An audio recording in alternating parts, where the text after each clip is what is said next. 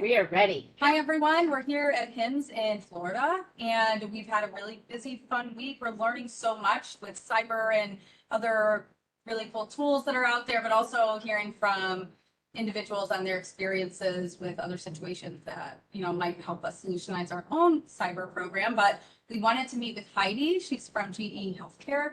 I'll let her introduce herself more, but we're really excited to speak with her and have this presentation for you guys. Please feel free to ask questions in the chat. This should be comfortable, easy, and hopefully educational for you guys in any way possible. So I'm going to let Heidi introduce herself. Sure, awesome. Yeah, very comfortable, relaxed environment here. We just met a couple days ago and we're best friends. So Heidi Donlinger, I work at GE HealthCare. I own the whole service portfolio for patient care solutions. So a lot of the equipment you see in the ICU and the emergency department. There's a lot of stuff going on and a lot of transformation in the industry, which is just amazing. That's what I do now. I've been there about 15 years. I live in Milwaukee. I have a husband and 2 kids and 2 dogs. And life is crazy. And I also have another side business. And so that's kind of interesting too, right? I mean, that's a little weird. But my husband and I upfit camper vans. And I have a residential, this is a new one that I just started sort of for fun, which crazy person over here. I am doing this. You saw some pictures of the house I built. So some of the crazy things I get into about building stairs or doing other things. I'm marketing that to other architects saying, if you have a crazy idea and you don't know who can build it, please reach out and I will try to do it. So I work in glass, metal, wood, all kinds of stuff. But these are all just not telling you to advertise, but just there's a lot going on over here. Heidi's amazing. She's doing so much. It's a little hot mess. Yeah, it's okay. That's what all are. Yeah. Right. It's impressive. And as a woman in IT and as a leader, we want to hear from you and your story and these really cool things you're doing. So I think that's. I'd like to start off with a question. What got you started? How's your journey been? How did you get where you are today? That's a great one. And it's all over the place. And sometimes looking back on it, it makes more sense than at the time, maybe. So I don't want to go all the way back, but I didn't know what I wanted to do when I grew up. I was doing very well in school. My math and physics teacher said, you should check out engineering. I said, what's that? The answer didn't make any sense. But I started doing that and I was like, okay, I get this stuff. I did not feel like I culturally understood my peers in college. I was a mechanical engineer. Sorry, 1 second. John Jones said they lost connection. David, can you hear us? I can still hear you. Okay, good. And he's back. Awesome. Thanks, folks. Thanks, guys. Good feedback loop. This is good. So mechanical engineering, culturally, I didn't necessarily find my people until I started joining other groups and kind of more of the creative stuff I talked about, building with my hands, working on a hybrid electric car. This is back before really there were any commercially available. We won't talk about ages, but it was a little rough though. And this has been, so in college also I did I TA'd for a couple different classes. So I was a teacher's assistant for a CAD modeling class. And we did an intro to engineering course for freshmen. And I had an all women's section, which was kind of fun and interesting to see what's different. How do we keep the connection? What else is going on? So there's some things I've learned and some things I've kind of unlearned throughout that process, I would say, I think, so we'll keep that for another minute, but let's continue. So I kind of wanted to do biomedical engineering at that point, but they didn't have an undergrad. I went to Madison. So I did get a fellowship and I got my grad degree and I was supposed to get my PhD. And I did all these internships in undergrad and then I did some more in grad school to kind of test out okay, if I go and do my PhD, what kind of job will I have? Well, as you can tell already, I kind of, not full ADD, but I'm so curious and so interested in so many things that I really did not think that PhD was the right move for me. So I got a master's in biomedical engineering. One of my internships was living in Turkey. And that was after my now husband and I had met. And this is one of those things where, powerful women, we can also drive the thing, but I ended up following him back because that was also for me, right? So you follow your heart a little bit, you make trade-offs both ways when you're a couple. He was in Milwaukee working at Harley Davidson, and he was there for 22 years before we started the Campervan company. So it's all, everything is choice. Is the first thing, right? You can always choose one thing or another. And it doesn't have to be what everybody thinks you should choose. But I did come out of school. I went straight to GE. I was there for about 2 years, and I had a really awesome opportunity actually to even do product development consulting. So when you talk about ADD, right, I could literally be working on a crane cab in the morning and a baby, product at night. And so that was awesome. And it was very interesting. It was difficult to get into because so many people aren't really geared for that. They said, oh, well, if you've done this before, then absolutely we can bring you over, because I started at a further away company just to get in the door. And then once they realized I could do it, then it was easy. So I worked for, it was fun because I worked with a bunch of artists, industrial designers. I was doing servicing and CAD modeling and more the artistic side. So random, right? So how does this relate to IT? Hopefully I'm getting there. Okay. Sorry, long-winded answer. And so it's been very interesting. So I came back to GE. In patient care solutions, did some of the, I would say people thought were the crappiest jobs that were the most rewarding. So I did recalls. I did, if you've been in the medical industry, there was a big initiative from the FDA around configuration control called product controllership is what we called it. So controllership, those were great teams combined around a single initiative. And that one and all of our offering and ordering processes really got me into the back end of what GE looks like. So how do we structure parts? How do we quote and order them? How do we fulfill? How do we do data mastering? How do we do everything else on, the life cycle, service data? So a lot of it really came to that. Then I started creating products that was very much analytics based. So again, we're trying to drive outcomes with customers. How do we give people the data they need to make good decisions? So I really ended up very much in software and IT, learning about cybersecurity and creating products around that because that's what customers need today. So I feel like it's just, I'm in school all the time and I'm learning as much as I can. So it's amazing. That is amazing. Thank you so much for your answer. We're going to turn it over to Anna for the next question. Yeah, and I think before we go further, I forgot to say that this is specifically for women in cybersecurity healthcare affiliate, but anyone that supports us, anyone that's here, we're just so thankful to have you, and we hope that this is good content for you. And if you have questions, put them in the chat. Yes, and Heidi's gonna join the affiliate also. Yay. Yay! My resume supports that, but yeah. It's a volunteer opportunity for you. Okay, so I have questions about the GE STEM program. This is, I didn't know this existed. It sounds really cool. I'd love to hear your experience with it. Sure. So women in GE healthcare especially, like there's just an amazing network of different community groups, different resource groups. I actually, in kind of preparation for this interview, I was reaching out to some of my colleagues, and it was funny because everybody had multiple answers and everybody had a different experience because of the way that I think we really try hard to kind of lift other women up really well. But one of the things that we found, during that process is how do we have a big enough, and we talked about this before, everything funnel, but funnel management for when I go to work every day, I see people that look like the world that we're trying to solve the problems for. And so if I'm solving a problem for this population, if I don't act like them, look like them, feel like them, I can't do that, right? So one of the ways we do that, and one of the things we identified was that in middle school, there are girls students, and actually it's been we let people self-identify as well.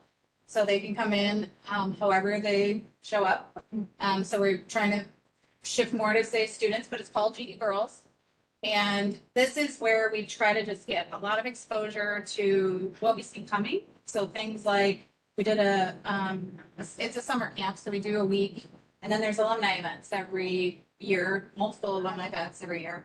And then there's scholarship for when, they graduate. A lot of our students are maybe first generation, potentially college attendees.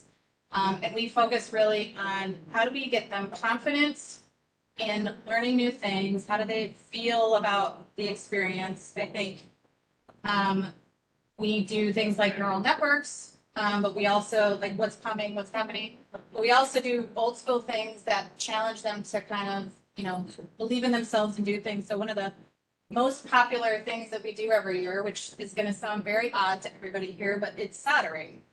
So we actually put together a circuit and we solder the circuit. And there's that weird element of danger that kind of freaks out, middle school students that says like, I could get burned and why did they give me this thing? And it's honestly, I try to take this with my kids too. Like, I believe that you can do this and you can do hard things and I want to push you a little bit and it's okay if it doesn't go all right. So that is always one of the highest rated things, I think, because it's a little bit challenging. It's a new skill. It's a physical thing. I don't know why, but like we definitely, so throughout the week, a couple years ago, we did like a concussion challenge where we learned about concussion one day. We built a helmet. We evolved the helmet. We had to meet a cost target. And what was really funny is there was a head we put in the helmet, like one of these models. They named her. We bring her to events. Her name is Keisha, and but I love getting to see these, young ladies and women develop and come back. And I just ran into one the other day actually at a robotics event, which was so awesome. And she's like, I'm leading software development for my robotics team. I'm the lead developer. I'm like, oh my God, I have goosebumps. That's awesome. That's fantastic. But I mean, this is, I think, there's so many things that we try to do. So we try to role model just women.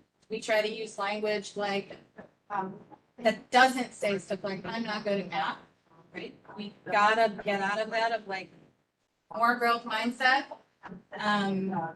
The other thing that we really try to do, and I co-lead this camp with somebody else in Milwaukee, but there's camps, around the country and in other countries as well. It was getting really big right before COVID, and COVID kind of blew everything up. And so we went virtual, and some of the camps have definitely stuck in there, and more will come back. But we evolve. But I think where I was going was how do you show up as yourself, and how do we, as women who've gone through engineering and IT, how do we not take the hurts of the past and try to teach kids about the bad things coming? We basically should just listen and get out of the way and be open and embracing to whatever they need. Because I think in general, sometimes we say, oh, watch out for this or do blah, blah, blah. I think we actually set our students back a little bit sometimes.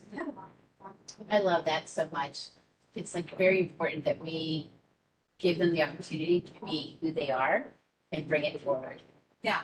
And let them succeed. Yeah. And I think that's one of the reasons I felt very uncomfortable. My first job was really bringing my whole self to work. But whose fault was that? I think that was mine. So how do we just get more used to bringing the whole self, seeing the sausage making? It's not pretty, it's not perfect, and that's fine. Be okay with that. Yeah, be okay with it and be open to what do you need right now? How do we make sure that you get what you need right now? Love that. I mean, it's so good to know that there are people like you in the world, right?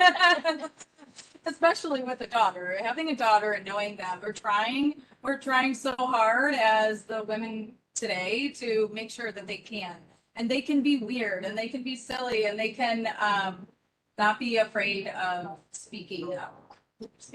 And I'll even go out on a limb, and I know this is kind of antithesis right now, but my daughter was doing honors math for the first time, and she was really worried about how it was going. We have a lot of perfectionist girls out there.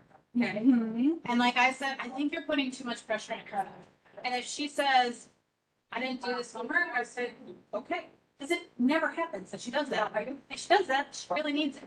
So I think too, how do we just give them more grace? Because they're not gonna take it. We gotta show them to ourselves not doing everything. So I have a little bit of, like, there's a challenge there. Like, how do you not try to be perfect? How do you, like, everything's a choice, right? If I get this right, it might mean I get that wrong, and that's okay. And making those decisions. And I'll tell her I screwed up, Yeah. Yeah, I think that's huge too. Yeah. For women, anyone, anyone that we're around, acknowledging when you screw up. It encourages other people to feel okay when they have to say it too. Absolutely. So, Yeah, and being open, and okay, and I think this is another thing that I think G does really well. Doesn't matter how we got here right now. How do we get out of this? amen. Exactly. Yeah, so, awesome. I think there was some questions about some G options. Yes. So because I sort of teased it out a little bit, I thought I would just go there, but, and I had to take some notes because I asked other folks and it was like, wow. So there's like technical trainings, and although those are open to everybody, a lot of the women leaders in those areas make sure that all women and different, people with all kinds of backgrounds really get access and know that those are available to them and know that that is totally an option. There's all the resource groups. There is kind of a culture of like, try things, rotate, find the right match, do mentoring. And I would say, if you haven't heard the difference between a mentor, a coach, and a sponsor, those would be very good things to think about. And we have a lot of sponsors, I would say, that are executive women of bringing other people along. And, they're executive women and executive men. I had a very awesome sponsor who was a man who was like, you are capable of more in that job. And he's always been a big fan. And it's just great to see like people I will say one piece that I have learned that I did not know was when you're evaluating a position or looking at a team, how does a team look? Because one of the things that I have heard and seen is when a team is struggling culturally or is a little bit hierarchical, women will leave, people of color will leave, like it's just, so it sometimes can give you a little bit of unvalidated insight into what's going on, and then you can ask more questions. Like, oh, is this a focus area? Did something transition lately? Very good insight. Okay, awesome. So what about your tool that you've just recently released? So G HealthCare, we have a long history of doing patient monitoring networking. When you have your mission critical monitors with vital signs, so ECG, SpO2, and you're in the ICU, that data has to get to the central station so that a nurse can observe that. Now in the ICU, it might be okay if you have a nurse physically coming in the room frequently or right outside the door. In other areas of the hospital, like med-surg or other places, that might be only a remote monitoring unit. And so those vital traffic usually is on an isolated network. It's called the mission critical network. Our history there has been, well, in the enterprise network, we have phones and printers and everything else. There are lots of cyber risks, right? So in the isolated network, the risks are much smaller, but they still exist. You can physically infiltrate locally. You can get onto that network. You can, put something in line with monitor. So we're identifying and flagging anything that, is unusual. But the other really important thing in that network is it's redundant, it's great, but if you're not watching it, that redundant port can fail over. And now you're on your backup and you don't even know it, and then it goes down. So like, how do you make sure that patient traffic is continuously flowing? That is the other main thing it does. And then it has some other benefits too. Oh, thank you. Product is called ReadyC. And so this was a partnership with Order to develop the basics of it. It is agnostic of that though, and it's targeted at the CareScape network. So because of that, we augmented benefits for our CareScape customers. So you can see accessories that are plugged in to the host. We do have a lot of knowledge about how to monitor traffic on the network, identify UPS failures, port failovers, all these things that could affect patient safety. Yeah, scary. Yeah. Yeah, such a cool tool. I'm interested to know if there's any use for it in our area, but we'll find out. We're gonna do a demo later. Okay, It's gonna yeah, be- I love There's the a lot. idea of medical device security. That's that's what I've been doing a lot here at HIMSS, is trying to find more information on medical device security. That's been big for me. So it was interesting that this is the one tool that we're interviewing Heidi and she was ready to talk about it. So it ties right in really nicely. And I think maybe just one, and I don't know Yeah. if we're gonna be short. We're okay. We're good.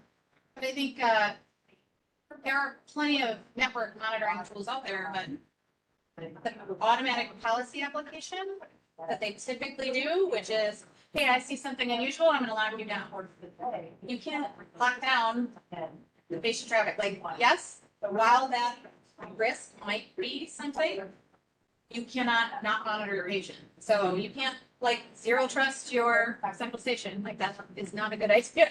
So having somebody monitor that, having it watched, I mean, there are tools in other spaces, but this is really much targeted at that environment. And it can see things plugged into devices too, right? Right. So one, it'll identify any unusual traffic, but for all of our accessories, which are, everybody's got challenges, right? There's newer, smaller, wireless, but if they're going through the host, right, you can see them. So this is where it really starts to help multiple teams. And that also makes it, much more targeted, beneficial to that monitoring space, for I have one final question for you.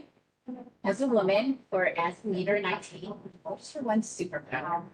There's a rule somewhere in this world that everybody has one superpower. What is yours? I think if it were anything, I like to create stuff and be honest about it. So just context switching probably, right? So it's having all these different ideas and interests and being pretty fearless about going after that. And like if I fail, it's not a big deal. I'm gonna learn something new. I'm one of those people who like, well, I'm gonna build this, so I don't know how to do that or have the tools. Thank God for YouTube. Like I just I Google it and I figure it out, and it maybe isn't awesome the first time, and then I'll get it right the next time. So I would say just willingness to try. I do have a lot of empathy though now for people, especially who are a little bit less fearless than that. I was diagnosed with MS a couple years ago, and now like it's fine, it's under control, but anxiety is new. And my MS physician was saying, "Oh, this might be neurological," and so now it's like, okay, well, how do I manage that? And just it's I said no to the surgery at first, right? It was like, okay, well, why did I say no? I think this will be interesting. So Good, I'm okay. so happy that you did, and we can learn from each other. And as women, we all want to be perfect, but realizing we don't have to be perfect. We can be just ourselves. We can be the best version of ourselves. We can be just ourselves. yeah, and So I really support like each other doing that. I think, yeah, like, hey, great job trying that. You Yeah, that's it, Absolutely. right? yeah. I know that I need that all the time from all of my women. All of my women on here and all of my women in this room, I need them to remind me, You are okay. awesome. You're great. Yeah, You're awesome. and I want to get it back too. Yeah, and there were things coming through like, hey, you guys got this, you're gonna do great. Each one of us, I think, had somebody.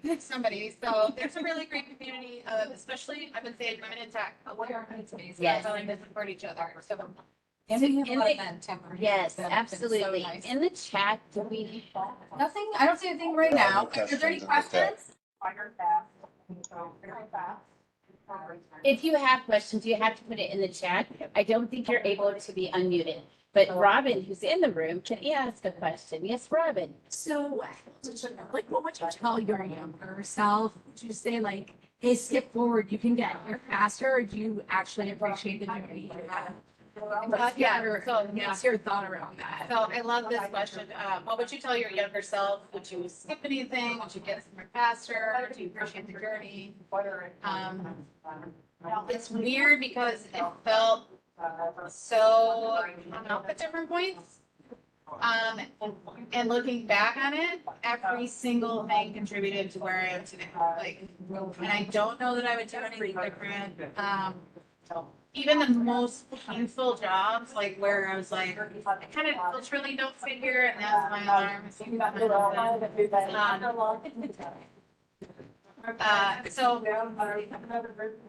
learned a lot about the job. I learned trying it. Here you go. I didn't check my alarm. All that answer because we have to appreciate every step of our journey. Yeah. It's like we're always going the wrong direction. Thank you for that. So appreciate the step of the journey, which I think you're saying. I think the other thing too is like, learn from it and change it. Like, if something doesn't feel right, figure out what that is. I think self-awareness is like underrated. And we're all talking about it, and it's just I actually kind of like sleep, let alone like I took a retreat a few weeks ago, and that was a great experience. I've never done that before, and it helps to have somebody else who can push you in your self-awareness journey. If, like me, you have to have everything on your calendar. And then to check, that's me, I'm a planner, I gotta check out some, I have to plan my trip, I have to, Yes, right? and Like, but you do. yeah. Because if it's not on your calendar, it's gonna do something. The other thing great advice I got about that was, talk to yourself like you would talk to your best friend. When you're beating yourself up, pretend this was your girlfriend and be like, what would you say to her? And you definitely do not talk to your girlfriend like you talk to yourself in your head. Absolutely not. Like, you're amazing, and why would you ever think like that? Actually has helped. There's the itty bitty shitty committee that's in the back of your head, and they're not helpful. So Right. So that's a great idea. Talk to yourself like you would talk to your best friend. I definitely say way more nice things to my best friends, to my besties, than I do to myself in the mirror. That's for sure. yeah, But Absolutely. you have to say it out loud, I think, too. I think I've heard a bit about how it sounds silly when you say things out loud, but it actually does help something with your brain and your emotional. and if you can, stand in front of a mirror, see how uncomfortable that is. Oh, so Yeah. uncomfortable. Yes, but it really is important. Oh, Sandra, what do you think has been the most influential? Okay, what has been the most influential person or decision in your career journey? Yeah. All right. I think for me, it was the transition of somebody believing in me first before I could believe in myself a bit. I think I was very successful in school. I was valedictorian. I did, I got a free ride, like all this stuff. But it was all, I still feel a little bit of impostery, right? It's like, so that distinction of somebody appreciating you not for what you do for them, but just for who you are, that's a big step. So like, it's not about my performance. It's not about whether I got an A. It's about whether you appreciate what I bring to the table. People find leaders who play to your strengths. Don't go to leaders who are like, you gotta work on X, Y, Z. Like, to me there was that sponsor I told you about. He's like, you can do more. And he picked me up from behind the wall of somebody who was like, you're gonna work on this weakness, right?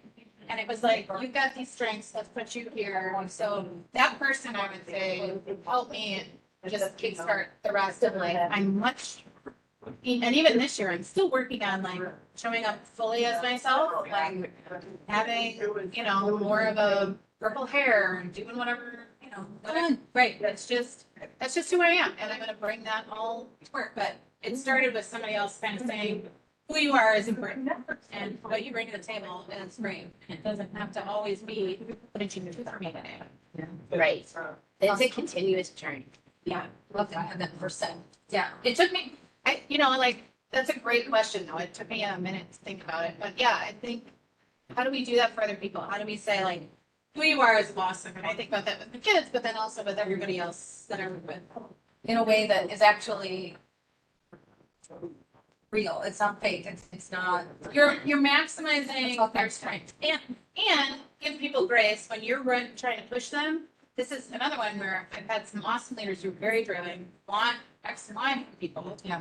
And there was a wonderful woman who worked for me who, like, she could have done more, but she said, that's not the choice I'm making right now. I'm like, peace, perfect. How do we do this right now where you are and when you're ready? And then 2 years or 1 year, she was like, oh, now I want to do that thing. That's so impressive. Yeah. But, To make that but, decision. but sometimes people, you write them off. Well, if you don't want to move up right now, right? Think about like, don't, it's real deep empathy and appreciation, I think, for who the person is. I think we have to all work on that, like having that all the time. Because it's easy to get. I'm gonna watch this later, maybe. You Be have like, other why would you- As a leader, what has been your biggest failure challenge that you've overcome and how did you accomplish that? These are always great questions. I got so many to pick from. What has been the biggest failure challenge? I think, well, yes, Into an opportunity. actually, well, that's how we're told to frame it. Like, did I ever just completely, I'm sure I couldn't. None of us stay now, right? We all, so there is, that usually is the end of the story. Recently-ish, I would say I reframed a failure as a life isn't ready. So my alarm went off while we were talking, and what does it say? It said, I have this, we have to make time to be self-aware. So it says like, go with the flow, kind of, ask questions. These are things that I'm trying to work on. One of the things that going with the flow means is if you're ready for something, but not everybody around you is ready for something, it doesn't mean you failed. So it was very much that I was trying to push, software platforming and modular software with a bunch of different groups that all had very siloed like GE acquires companies. And every single one of these groups is in the same space, but has a different software stack, a different team, a different focus, and it's really important that we do modernize that stuff. And some of the ideas that I left them with, they're still working on, but it was like, can't really drive it here. I went somewhere else where I was getting pulled to do some of these things. And they're still working on it. And it's just wasn't at my pace and it didn't feel like I got anything done. But we set up the framework that now that will continue to move forward. So That's awesome. That is Yeah. great. But it takes time, and I would say, I'm impatient. Same. But I still, I love working across the businesses, so I'm still completely in touch with them and working with that. So I think we're at time, but we'll give the audience any more questions in the chat before we call or it. any follow-up questions, like, did I not answer that right? Fair. Yeah. How can we include women leaders that are moms and balance their time? Oh, yeah, Amen. you somehow do this really, Well, and you get a lot done. Accomplished. So it goes in spurts. And I would say, again, what did we say earlier? It's about inclusion. So how do people show up? Make sure, first of all, it's not up to your leader to make your own balance. And I would say that everybody asks about balance, but balance is a minute-to-minute choice. We are at this conference now. We are not home. Now I think, brought your family. I did. Great balance, right? But some I didn't do that, and I did not. And it didn't work out, and that's fine. But make sure that you occasionally check your calendar and your schedule and say, am I making the choices that live my values? And if not, tell people why and no. And then your leaders need to support you. So it's okay to say no. it's absolutely required to say no. If you say yes to everything, then also stuff doesn't get fixed because you're plugging the dam. Like if there's a hole in the dam and you're continuously plugging it, that problem doesn't actually get solved. So sometimes things have to hit the floor, sometimes they have to drop, Sometimes you can't work 80 hours a week, like all the time. I can't. So I usually go in spurts of like, today I'm going to work on the website for this. And it's going to be maybe on a weekend. But tomorrow I'm going to work 60 hours. Sometimes that has to happen, but it's around a specific event. But just check in with yourself, make sure that you know what you want. Communicate that to people who care about you and are responsible for your professional development, by the way. Just that's what happened. And then make sure that they support you and call each other out on that. Make sure that your whole team is like, okay, this is what this person needs now, and they're going to leave early, and this is how it goes. Right. Exactly. Yeah. Can you do that? Do you have women on your team? Yeah. And so if they have a problem with time or something's not working, how do you handle that? You just, oh, yeah, do you give them more opportunities to maybe would you move a meeting? Oh, yeah. I mean, whatever is like, so we have to do it all the time. Like, oh, well, this got happened over here. So how do we pivot? Who can handle this? Do we need to delay it? Do we defer it? But yes, I mean, Especially with family life. So some leaders, I'm not sure they're always thinking about, that family time and valuing it the way that other leaders do. My boss does this so well. Like if something's going on at home, absolutely take care of it. Right. Boom, no concerns. But I haven't always been in jobs like that where my family is a burden.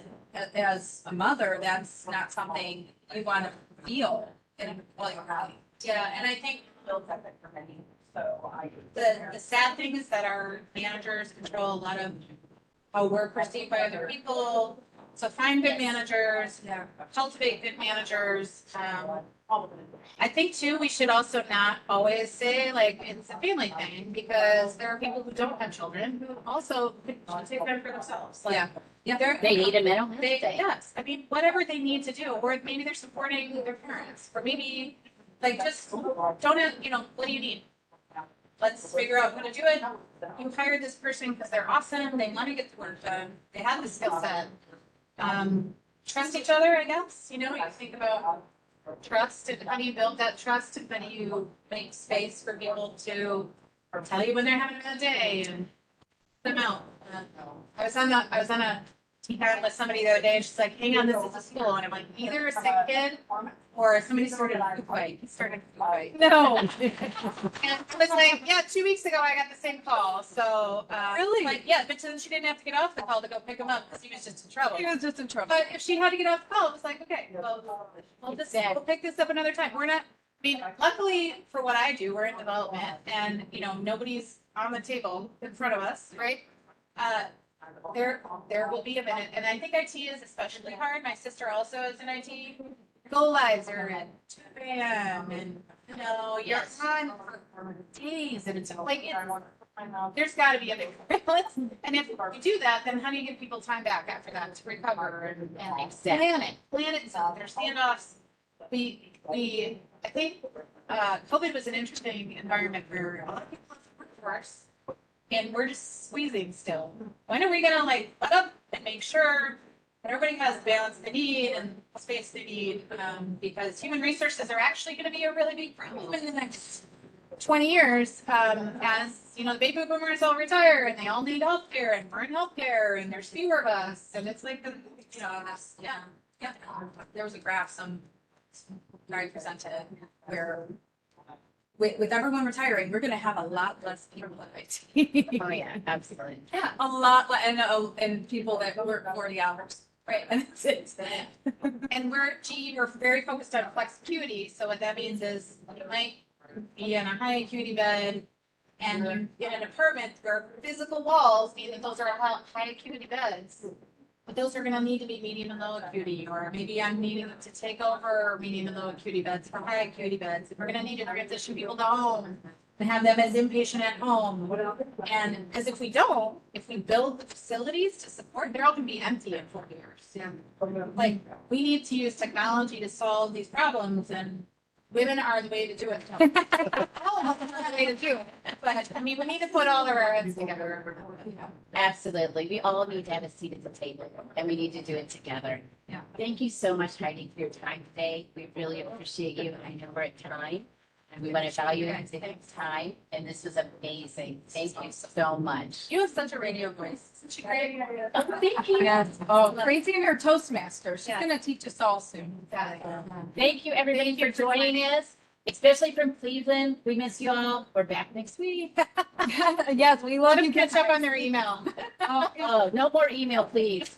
I'll be working the rest of the day. All right. Thank you, everyone. This is recorded. We'll post it. Really appreciate your support.